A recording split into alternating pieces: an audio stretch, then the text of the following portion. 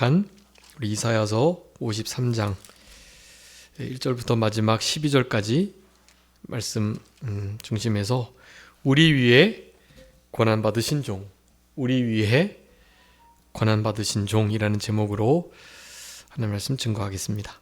우리 공과에는 우리 때문에 고난을 받으신 종이라고 되어 있는데요.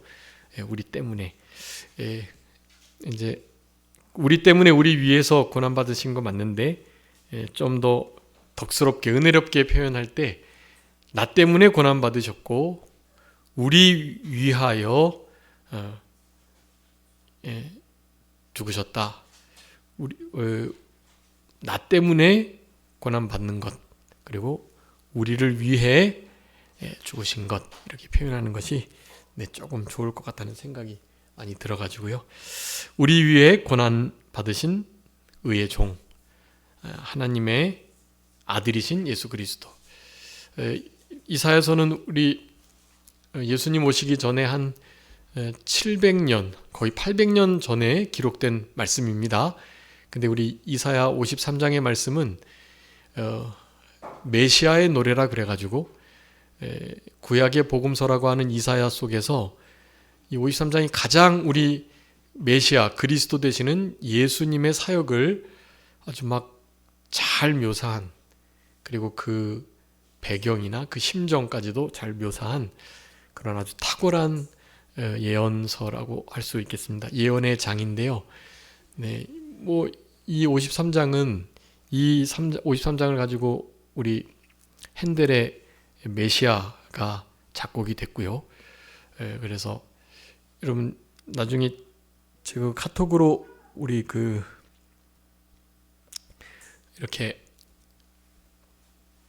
메시아를 보내드릴 거니까 그거를 늘 들어보세요. 이게 너무 신앙에 유익이 됩니다. 제가 이제 우리 스타리아에다가 그 메시아 전곡을 USB에다가 넣어서 듣고 다니는데요. 그거는 이렇게 일반 클래식도 너무 좋은데 메시아라는 이 핸델의 메시아 전곡을 이렇게 들으시면 그냥 우리도 모르는 사이에 우리의 영혼이 힘을 얻고 또 이렇게 은혜에 동참하는 그런 감동이 됩니다. 그냥 여타 다른 탁월한 클래식 음악 듣는 거와는 정말 달라요. 그래서 처음에는 잘 이해를 못하시고 똑같이 들리시겠지만 자주 들으시면, 계속 들으시면 아마 아시게 될 겁니다. 핸델의 메시아는 정말 우리 자녀들에게도 또 우리의 삶 속에서도 늘상 들어야 할 중요한 그거 찬양입니다. 가사가 포함되어 있는 그 의미에 맞게 곡까지 만들어낸 아주 위대한 곡이에요. 그러니까 메시아라는 이 핸델의 메시아는 항상 우리 삶 속에 가까이, 그리고 특별히 이사야 53장 같은 거는 우리 고단 주간에는 늘 하루에 한 번은 꼭 읽어보실 수 있도록, 여러분 이 말씀이 참 우리에게 주는 그 효과가 큽니다. 우리 성도님들께서 한번 이번 주간에 그런 것을 잘 느껴보셨으면 좋을 것 같습니다. 여기에 우리 예수님께서 그러니까 여기는 예수라는 이름이 하나 나오지 않지만 여기에 종이라는 단어, 나의 종, 또 의의 종, 의로운 종, 이런 것은 다 메시아 되시는 예수 그리스도를 나타내는 그런 말씀입니다. 그러니까 여기 있는 것은 다 우리 예수님께서 당하실 일에 대해서 설명을 한 거예요. 우리 주님이 우리를 대신해서 순환 당하시고 고난 당하시고 그리고 희생하셨으며 결국 죽음까지, 그 영혼을 음부의 사망에 이르게 하시기까지 우리를 사랑하셨다라는 것을 우리들에게 나타내주고 계신 말씀입니다. 죄인된 우리가 의인되고 또 죽을 수밖에 없었는데 영생을 얻고, 그리고 하나님과는 완전 원수된 자였는데 화평케 되어 자녀라 일컬음을 받으니 주님의 이런 일이, 중보의 사역이 없었으면 절대로 불가능한 일을 우리 주님께서 이루셨고, 그것을 몇백 년 전에 예언을 한 말씀이다. 고난주간이 시작되는 중요주일 오후 예배에 이 말씀을 이렇게 살펴보는 것은 너무나 복된 일이라고 하겠습니다. 우리 부활주일에는 이제 우리 이사야에 있는 또 복음서라고, 구약이 복음서라 그랬잖아요. 이사야가 구약에 아주 명확하게 나타난 부활의 장면을, 부활의 예언을 하고 있는 성경 중에 하나가 이사야입니다. 그래서 부활의 말씀도 그 이사야를 통해서 하려고 하는데요. 여러분, 이사야를 좀 가까이 하시고 이사야 53장 말씀 올 한 주간 잘 묵상하시면서 그렇게 지내셨으면 참 우리 신앙에 큰 유익이 될 수 있을 것 같습니다. 우리 대지를 좀 살펴보면 1절부터 3절까지는 우리 고통을 아시는 분이라는 거예요. 그러니까 여러분 걱정하지 마세요. 그분은 하나님의 아들이시지만 실제로 자신의 일정 부분 신적 능력을 제한하셔서 우리의 고통을 있는 그대로 받으셨어요. 절대로 우리의 고통을 모르시는 분이 아니고 훨씬 우리보다 고통을 더 많이 당하셨다고 보셔야 합니다. 전 인류의 고통을 짊어지셨기 때문에, 그리고 원래 정말 깨끗한 분은 그와 같은 고통을 받는 것이 더 힘든 법이에요. 아시잖아요. 우리 피부가 더럽고 그런데 이거로는 막 흙도 막 집을 수 있고 그렇잖아요. 그래도 모래도 막 짚고 손. 왜냐면 피부가 피부 껍질이 있으니까 피부가 보호해 주니까요. 근데 여러분 이거 속살이 만약에 까져가지고 속살이 드러났다고 생각해 보세요. 근데 그 상태로 모래를 집을 수가 있을까 없을까요? 못 집죠. 이게 너무 아픈 거예요. 원래 더 아주 정결하고 깨끗하고 연한 것은요, 고통을 더 많이 느끼게 되는 겁니다.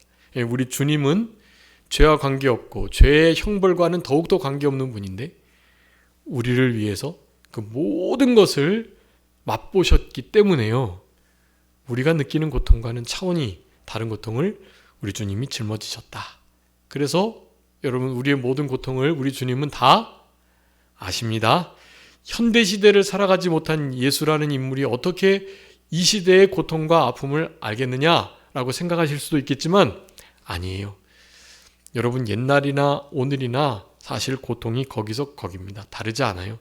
인생 인류에게 있는 고통 다 주님이 허락하신 거고 주님이 이미 2000여 년 전에 다 맛보신 거예요. 그렇기 때문에 여러분 걱정하지 마시고, 우리 주님은 이 죄에 대한 문제, 그러니까 우리 주님은 죄를 짓지도 않으셨고요, 죄를 가지고 계시지도 않고요, 죄를 알지도 못하시는 분이에요. 그런 분이시기 때문에 죄에 대한 것들만 빼고는 모든 것은 실제로 다 알고 계세요. 네. 그러니까 그런데 이제 바로 이 장면을 통해서 죄의 문제, 죄인 취급 이런 것까지도 감당하신 거예요. 여러분, 이것이 사실 신학적으로는 크게 두 파로 나뉩니다. 예수님은 하나님이시기 때문에 자기 본질에서 나뉠 수가 없다. 원래 우리 엘리 라마 사박다니 하면서 나의 하나님 어찌하여 나를 버리셨나이까 그랬잖아요. 사실 하나님은 진짜 우리 예수님을 버리셨거든요. 근데 버리셔서 죄를 지으면, 죄인 취급이 되면 하나님과 제일 첫 번째 단절이 되잖아요. 그게 바로 사망, 영적인 고통인데 그 고통을 맛보셨을까? 라는 것에 대한 신학적인 논쟁이 아직도 많아요. 네. 근데 제가 몇 번 말씀드렸던 것처럼 우리 주님은 그 죄로 말미암는 죽음의 고통을 맛보셨다, 안 보셨다? 그것도 맛보셨다라고 믿으셔야 합니다. 우리의 죄로 말미암는 하나님과의 단절까지 맛보셨다라고 생각하셔야 돼요. 그런데 계속된 건 아니고 단절을 된과 동시에 우리 예수 그리스도의 100% 하나님의 말씀을 순종하신 그 의로 다시 연결이 됐다. 그렇게 보는 것이 가장 적절한 이 논쟁에 대한 답이라고 할 수 있겠습니다. 맛보신 건 분명히 맛보셨고, 그렇지만 그것을 장기적으로 우리 예수님 십자가에 돌아가시고 운명하셔서 몇 시간 동안 흑암에 덮여 있었고, 그리고 부활하시기 전 3일 동안 음부에 계셨다라고 생각하는 사람들, 그런 이들이 그때 예수님이 하나님과 완전히 단절되셨다 그렇게 말을 하는 사람들이 있어요. 그것은 옳지 않다라고 생각하시고요. 단절되신과 동시에 연결되셨다, 맛보셨다라는 것을 여러분 기억하시면서, 결국엔 말씀드리고자 하는 것은 우리의 모든 질고와 아픔과 또 간고를, 심지어 질병까지도 다 알고 체휼하시고 그것을 아시는 분이 그 모든 것들을 도와주실 수 있는 분이다 라는 것을 우리에게 교훈해 주고 계시다는 것입니다. 두 번째는 4절부터 6절까지 우리 대신해서 죽으셨다라는 것을 확실하게 증거하고 계십니다. 7절부터 9절까지 모든 것에 대하여 침묵하신 분이라는 것을 말씀하고 계시고요. 여러분, 이 침묵, 바로 여기서 침묵이 필요한 겁니다. 변명하려 할 때 변명하지 않고 그것을 하나님이 나에게 주신 십자가로 알고 당당하게 지고 가시는 거예요. 예수님 돌아가시기 전 신문 당하실 때도 대답하셔야 될 때는 하셨지만 대답할 필요가 없고 대답 안 해야 할 때, 그것은 마치 진주를 개나 돼지에게 던지는 것과 같아서 그네들에게 아무리 물어봐도 그것을 알 수가 없고, 그걸 말하면 괜히 그걸 트집 잡아 다른 뭔가를 꾸미기 쉬우니까 아예 침묵하신 거예요. 침묵하신 경우가 많았어요. 그것을 빌라도도 그렇고 신문하는 자들이 너무 이상하게 여긴 거예요. 저 사람 저렇게 말도 안 하고 여러 가지 변명 좀 해서 조금 어떻게 좀 풀려날 수 있을 것 같은데 하는 생각을 하면서 그렇게 물어봤던 거거든요. 근데 필요 없는 거예요. 그럴 땐 침묵해야 할 때는 침묵하는 것. 마지막으로 10절부터 12절까지 우리 죄를 담당하셔가지고 많은 사람들에게 의를 허락하신 종. 이 모든 것들은 바로 예수님의 순환과 희생과 죽으심으로 이루어진 일이다라는 것을 오늘 본문이 이사야서 53장이 우리들에게 말씀해주고 계시는 것입니다. 여기에 우리 이게 참 전할 게 진짜 많은데요. 여러분 한번 1절 한번 보겠습니다. 우리 전한 것을 누가 믿었느냐? 여호와의 팔이 누구에게 나타났느냐라고 말했는데요. 연한 순과 같고 나온 뿌리 같아서 고운 모양, 풍채도 없었다. 흠모할 만한 아름다운 것이 없었다라고 말합니다. 이것은 우리 예수님이 과연 메시아답다, 진짜 메시아 맞는 것 같은데 이런 느낌을 받을 수 있는 외모는 아니셨다라는 것을 우리들에게 말씀하고 계세요. 여러분, 우리 주님이 실제로 막 영화에서 나오는 것처럼 백인, 금발에 막 코가 오똑하고 멋진 모습을 하고 계신 예수님이 아니시다고 그래요. 고증에 의하면 그 예수님의 그 무덤 속에 아래 위로 두건이 남아 있었잖아요. 천이 남아 있었다고요. 근데 그 특별히 얼굴을 감쌌던 그 천이 보존이 돼가지고 원래 예수님이 가시관 쓰시고 몸에 피를 다 쏟으셨는데 하여간 머리에서도 더 많이 피가 나셨겠죠. 그래서 사실은 모든 얼굴이 다 피로 덮이셨을 거예요. 근데 그 예수님을 십자가에서 내리셔가지고 예수님의 시체를 이제 그렇게 닦으면서 얼굴에다가 그 동여 맨 거죠, 이렇게.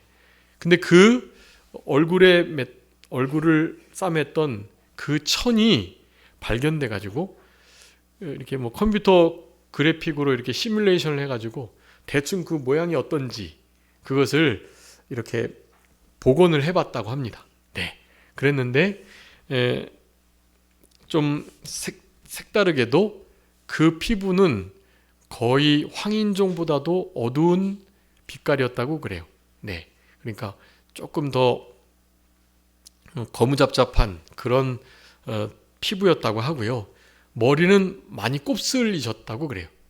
막 멋지게 금발처럼 이렇게 된 게 아니고, 그리고 마치 이렇게 흑인 느낌의 그런 어떤 코 모양이나 그런 얼굴을 하고 계셨다 그래요.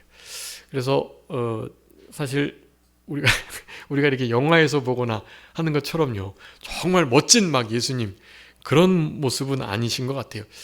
아마 우리가 하늘나라에서 올라가면 좀 깜짝 놀랄지도 모르는, 예수님 이런 모습이셨어요? 막 이렇게 생각해야 될지도 모르는 사실 그런 상태라고 할 수가 있겠습니다.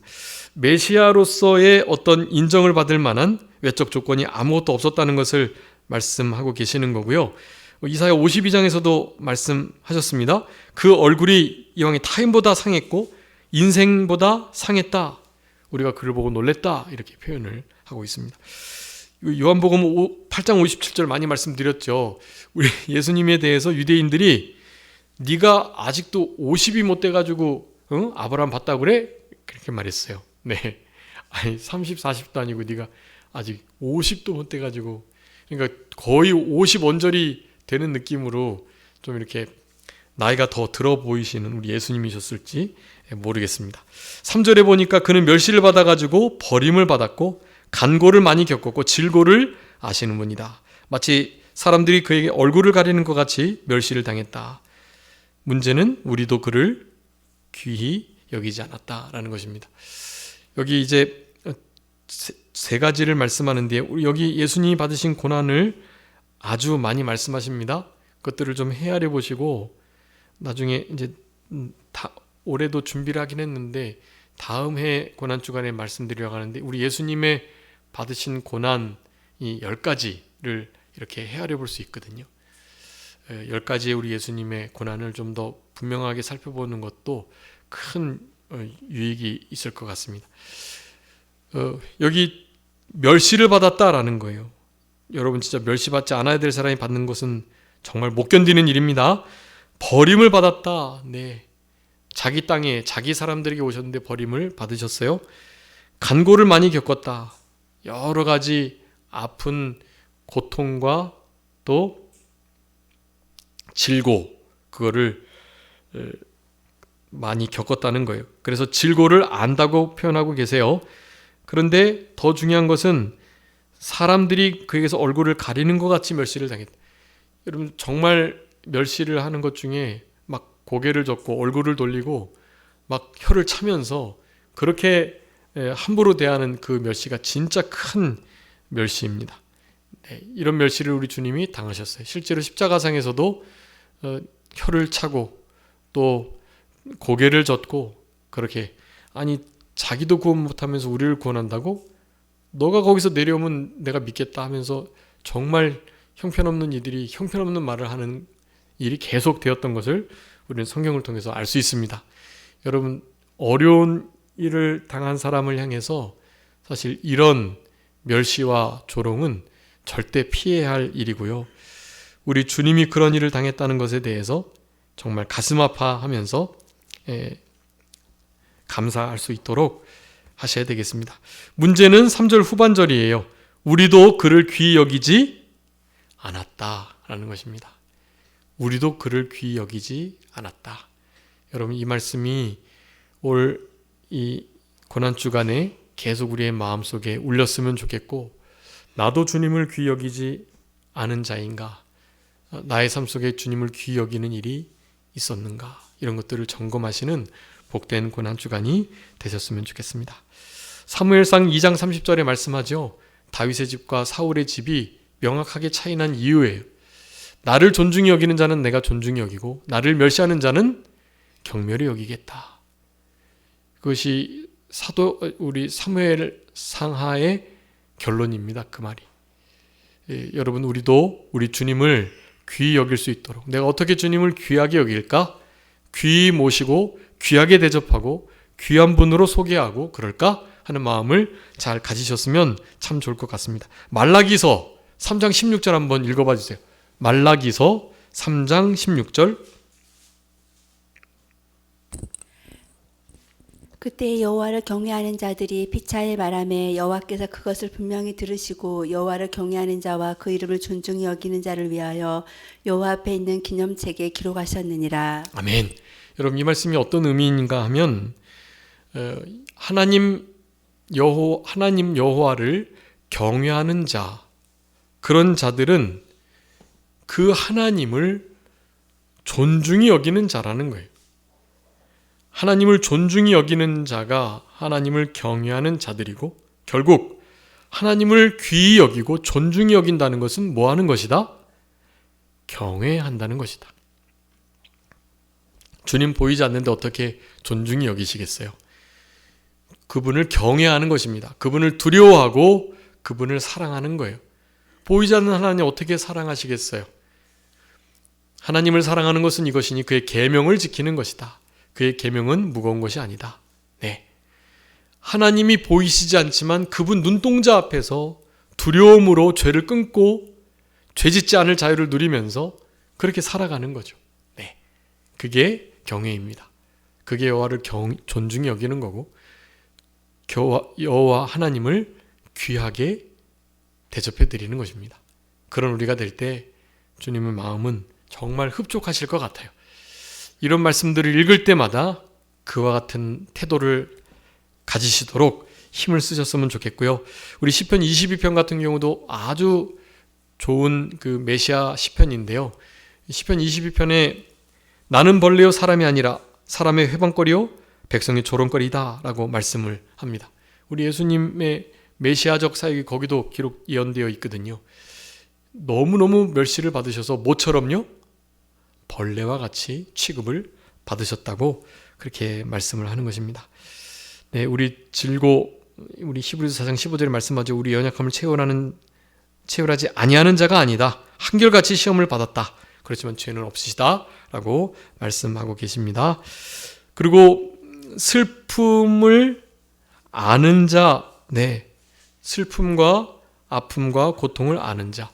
여러분, 우리 예수님이 오신 이 땅의 이유 말씀드리면서 우리 예수님의 구속사역에 대한 말씀을 드렸습니다. 구속사역 네 가지 대행, 대형, 대승, 대부적 구속사역하면서 짐질 붙자, 우리의 짐을 대신 져주신다 하면서 마지막이 짐 져주는 게 8가지 있다 그랬죠. 그 중에 마지막이 이사야 53장, 여기에 있는 이 말씀들이 우리의 질고를, 슬픔을, 그리고 아픔을, 그리고 연약함을 짊어져 주시는 분이다. 네. 그렇기 때문에 우리의 연약함과 질고와 아픔, 또 눈물과 이런 모든 연약함을 늘 주님께 맡기셔야 돼요. 맡기시고 내가 그거 감당할 수 없는 자니까 주님께 맡기고 주님께서 그거 해결해 주시도록 전적으로 신뢰하고 의뢰하는 것이 그래 중요해요. 그런 게 믿음이고 그런 게 신앙생활입니다. 맡기시는 거예요. 잘 모든 것을 주님께 맡기셨으면 좋겠고, 저도 알지 못하는 우리 성도님들의 삶 속에 여러 가지 문제들이나 어려움들이 있을 줄 알아요. 그런 것은 주님께 맡기시면 됩니다. 다 알고 계세요. 그거 알고 계시니까 주님께 잘 맡기시고, 주님의 이 땅에 오셨던 이유 중에 그거 맡아주시기 위해서 오신 거라는 사실을 여러분 잊지 마시고 주님께 모든 것을 다 맡기시는 우리들이 다 되었으면 좋겠습니다. 우리라도 주님을 귀하게 여기시는 생활을 했으면 참 좋겠습니다. 4절에 질고를 지고 슬픔을 당하셨다. 그런데 징벌을 받아가지고 하나님께 맞는다고 오해합니다. 메시아에 대한 오해예요. 네, 우리는 이런 오해가 없죠. 이런 이사야를 읽으면 더 오해가 없죠. 8절에서도 말씀하죠. 곤욕과 신문을 당하고 끌려갔지만 그 세대 중에 누가 생각을 안 했다는 거예요. 살아있는 자들 땅에서 끊어지는 것이 마땅한 형벌법을 내 백성을 위한 것이라는 걸 이해하는 사람이 없었어요. 오해했죠. 다. 아이고 얼마나 죄를 많이 졌으면 저렇게 십자가 중앙에 달려 하면서요. 메시아라 그러는데 아니었구만 하면서 예수님을 오해하면서 조롱했던 저들이었습니다. 이런 것이 우리 주님이 당하셨던 큰 고난 중에, 고통 중에 하나였어요. 네, 제자들이 배신한 고통도 큰 고통이었고, 네, 다 버리고 도망갔잖아요. 베드로가 3번 부인한 건 진짜 가슴 아픈 일이죠. 네. 네. 그런 고통보다도 더 뛰어난 고통은 우리 하나님께서 버리신 것. 하나님이 우리 예수님을 외면하신 것. 그거는 어떻게 존재론적으로는 이해할 수 없는 일이지만 성삼위 하나님, 삼위일체 하나님의 역사 속에 아버지가 아들을 버리는 일은 그 어떤 고통보다도 큰 고통이라고 하겠습니다. 아버지에게도 아들에게도 그런 고통을 당하셨어요. 왜요? 우리의 영생을 위해서, 나의 죄 때문에, 우리의 영생과 우리의 의로움을 구속을 위해서, 그리고 나의 죄와 저주와 형벌 받아야 할 것들 때문에, 나의 죄 때문에, 나 때문에 그 일을 당하셨다. 우리를 위하여 그 일을 친히 감당하셨다라는 것을 여러분 생각하시면서 감사하시고 하나님께 찬양으로 영광 돌리셨으면 참 좋겠습니다. 5절 아주 유명한 구절인데요. 잘 알고 계시죠? 5절 한번 다 같이 읽어보겠습니다. 5절 시작. 그가 찔림은 우리의 허물 때문이요 그가 상함은 우리의 죄악 때문이라. 그가 징계를 받음으로 우리는 평화를 누리고 그가 채찍에 맞음으로 우리는 나음을 받았도다. 아멘. 찔리는 것은 무엇 때문에요? 허물 때문에. 상하신 것은요? 죄악 때문에요. 징계를 받으신 것은요? 화평을 누리시기, 우리라고 화평을 누리게 하시기 위해서요. 채찍에 맞으신 것은요? 우리의 나음을 위하여서요. 네. 이거를 이제 다 외우시는 분도 계시지만 외우시기가 어려우실 때는 그냥 그 두 자씩 앞에서 앞자를 따시면 돼요. 진허, 상죄. 징계받으신 것은 우리의 허물을 위함이다. 진허, 상죄. 그가 상하신 것은 우리의 죄악 때문이다. 그리고 징평, 징계를 받으신 것은 우리의 평화를 위해서고, 채나, 채찍에 맞으신 것은 나음을 위함이다. 네, 그 앞자를 따시면 조금 더 기억하시기가 좋을 것 같아요. 여기 찔리다라는 단어는 여기다 좀 써주세요. 뚫렸다 그런 뜻이에요. 뚫려지다. 그래서 뚫려져 그냥 뭐 공구로 예쁘게 동그랗게 뚫리는 게 아니잖아요. 온갖 찢어짐을 통해서 구멍이 난 겁니다. 뚫려버림, 찔림은 그런 의미고, 원어가 그래요. 그리고 상했다라는 것은요, 거기다도 써주세요. 으스러짐, 으스러짐. 완전히 그냥 으스러지는 겁니다. 뼈가 예쁘게 뚫리는 게 아니고요, 모수를 박을 때 다 뼈를 으스러뜨리고 그 십자가 뒤편 모수 나무에 박히게 되는 거예요. 우리 주님이 우리를 위하여 그와 같은 찢기시고 뚫려지시고 또 으스러지는 고통을 당하셨다. 징계는 우리 주님이 버리시는 징계를 받은 거예요. 하나님께로부터 멀어지고 버려지는 일, 떨어지고 끊어지고. 이게 큰 징계죠. 이런 징계는 여러분 감옥에서 가장 큰 징계가 뭔지 아세요? 감옥에서? 독방이에요, 독방. 독방 가라. 혼자 있는 거. 여러분 이런 징계는 감옥에 가는 정말 악한 죄수들도 못 견뎌한답니다. 막 그냥 미치는 거죠. 죽어도 독방은 안 간다 그래요. 차라리 죽겠다고 한다고 하더라고요.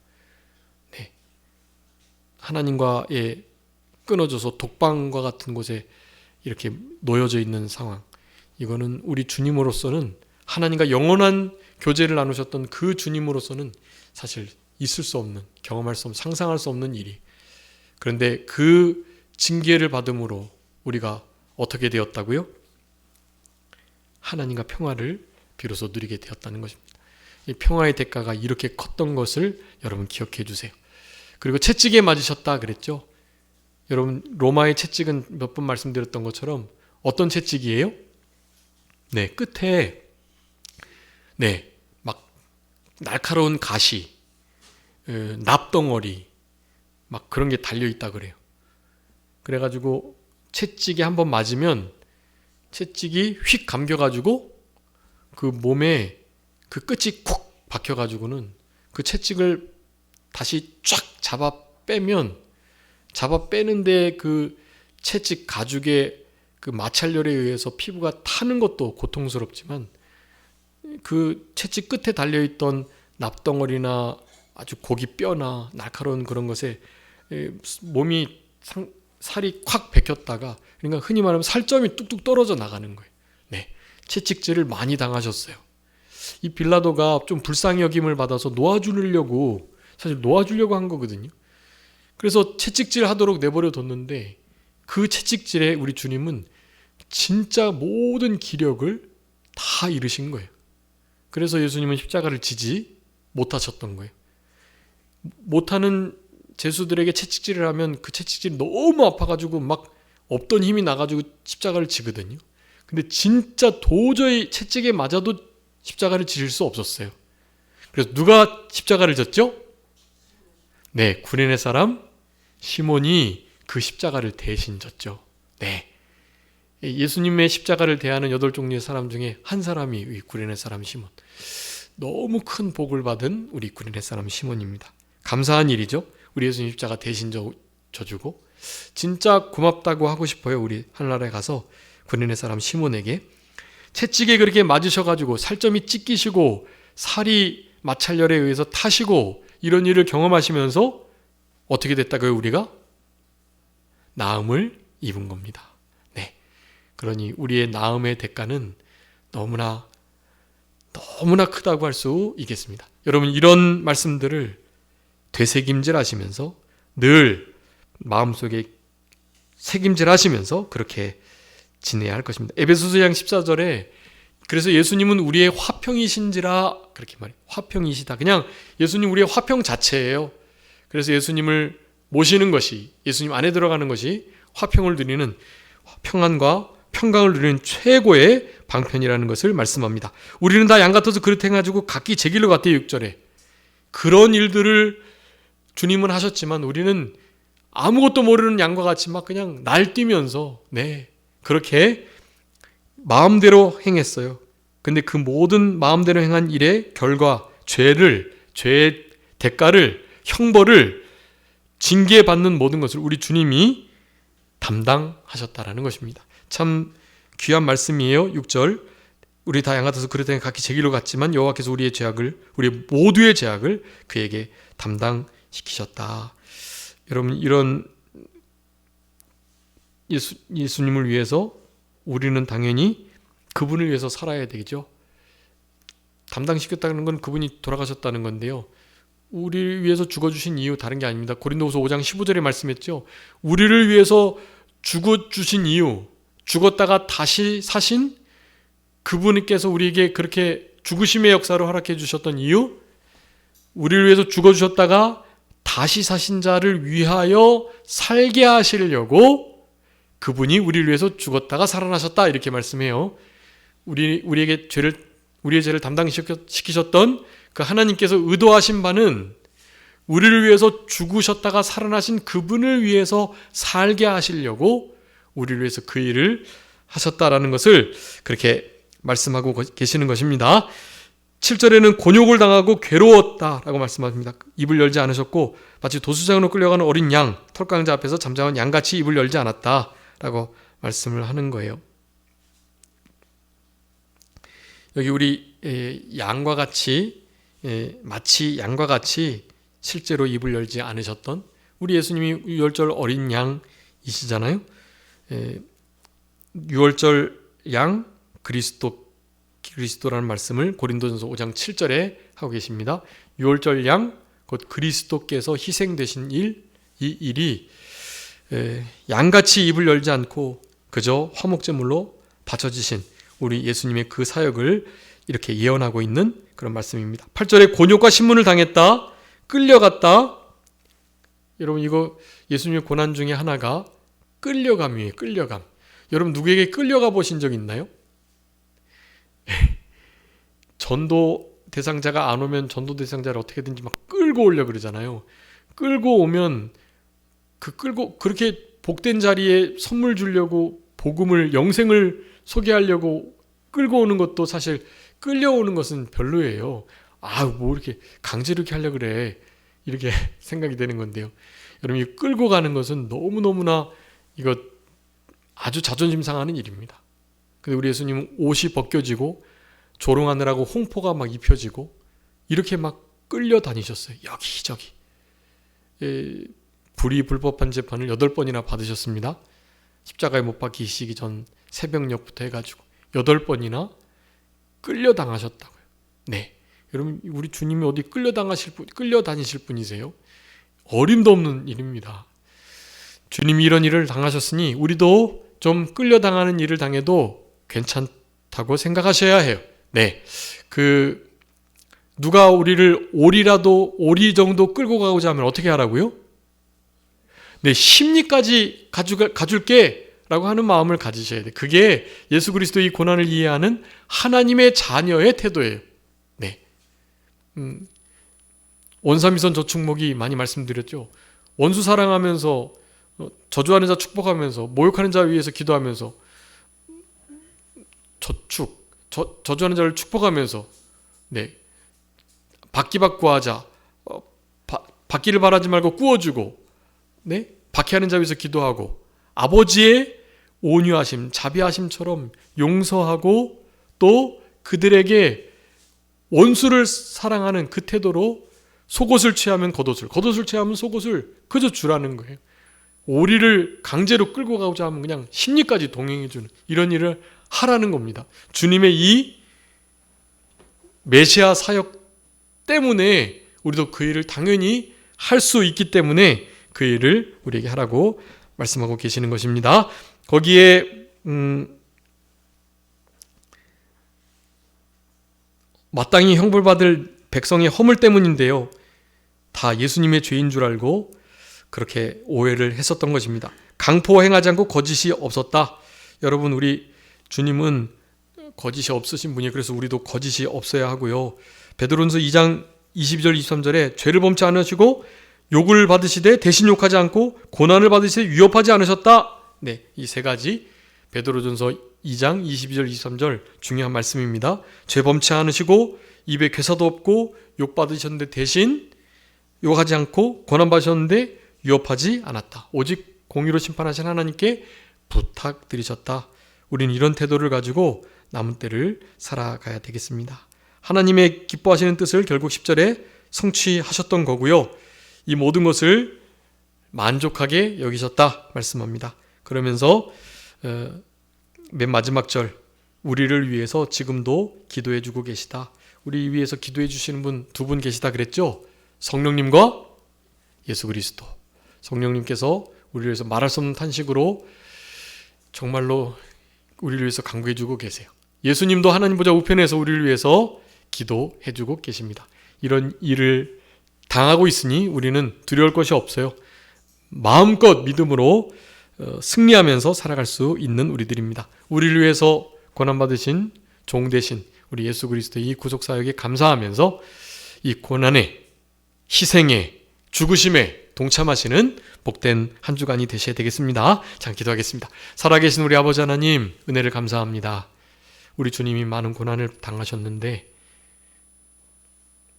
그 중에 멸시를 당하시고 너무나 힘드셨는데 사실 우리도 우리 주님을 귀하게 여기지 않았다고 하신 말씀을 가지고 이제 앞으로 남은 생애 속에 우리 주님을 가장 귀하게 여기며 살아가기를 소원하고 주님을 경외함으로 우리 주님을 가장 존중히 여기는 그런 우리들의 남은 생애가 되게 하여 주옵소서. 우리를 위해서 십자가 고난을 당하신 우리 주님을 오롯이 기억하며 한 주간 고난 주간을 통해서 우리 주님의 그 고난에 동참할 수 있는 우리들 되게 하시고 그래서 부활의 영광스러운 즐거움과 그 기쁨 속에 잘 참여할 수 있도록 성공적인 고난 주간을 보낼 수 있도록 은혜 베풀어 주시기를 간절히 바라옵고 모든 것 주님께 맡기오며 살아계신 예수 그리스도의 이름으로 기도 올리옵나이다. 아멘. 다 같이 찬송 드리겠습니다. 500